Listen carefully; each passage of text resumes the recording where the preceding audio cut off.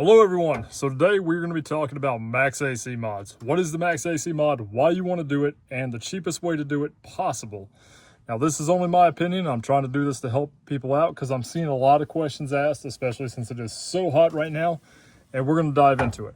So basically the AC mod in general, or the Max AC mod, is restricting the coolant flow going to your heater core.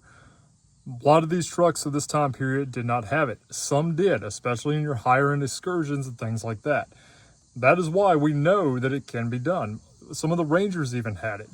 Why the 7.3 Super Duties didn't get it and other Super Duties of the time period? No idea, because it did become common practice later on. Essentially what is happening here is that coolant is still flowing constantly to your heater core. That becomes a problem because on these trucks, the airflow for your AC system still blows across your heater core, even when your AC is on. So that is basically warming up the temperature just so your AC could try to cool it down. It's like preheating the air that you're trying to cool.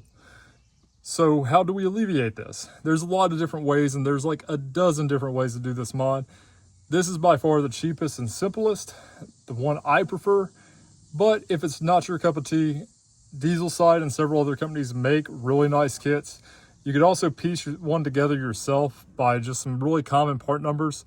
You could use the excursion valves, you can use the Ranger valves. Some of them only close one side, some of them close both sides. Some of them are vacuum controlled. There's a million different write-ups on the internet pertaining to this. Just Google Superduty Max AC mod and then go through the first 20 blocks or 20 links that are given, and you'll get an idea of what's best and works for you. I like this one because you could do it for about $10 to $15. You can get the parts at Home Depot or Lowe's.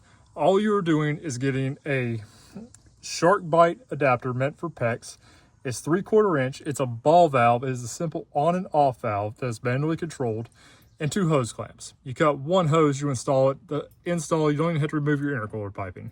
It takes about 5 minutes.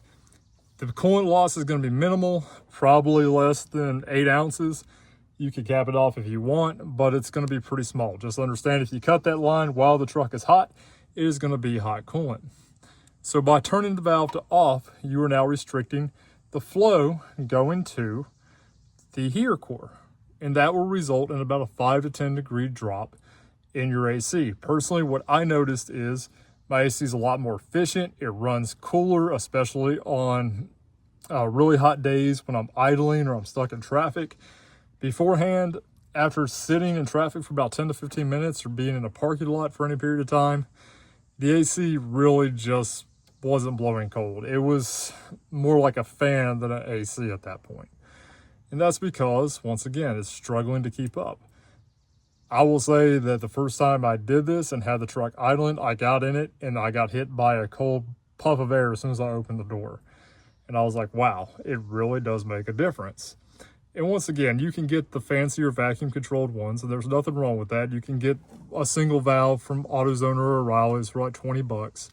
And you can plumb it back into your HVAC under the dash.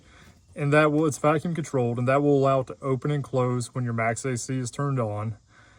That's a good option if you don't want the manual valve. But personally for me, during hot summer months, like it is now, I can just leave it closed, because even if I need to run defrost, I still have enough heat there to do it. Now, once it gets below about 80 or 85 degrees, consistently, I can open the valve up because the AC will keep up.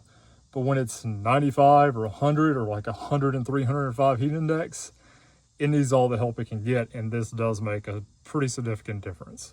So once again, that's just a normal 3/4 inch, both end, barbed end, shark bite adapter from Lowe's or Home Depot. It's between 10 and 15 bucks. It's important to get the 3/4 because it fits really tight in the hoses, and it's barbed on both ends. It's all one piece, so you don't have to worry about thread taper leaking or anything like that.